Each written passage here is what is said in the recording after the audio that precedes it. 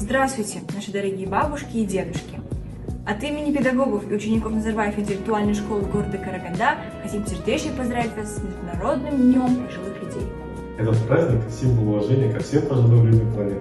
Сегодня мы адресуем теплые поздравления для вас. Примите слова благодарности, сердечное спасибо за ваш труд, на благо страны, за ваш опыт, за доброту и мудрость.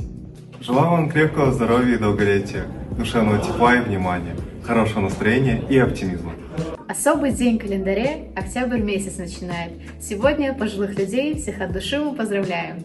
На ваших силах и плечах дома и улицы взрастали, своих не покладая рук для нас красоты создавали. Вам счастья, сил, добра, тепла, здоровья крепкого и мира. С Днем пожилого человека поздравляем, ведь мы вас любим, помним, уважаем. Преклонимся перед мудростью и светом, которым ваше сердце отогрето.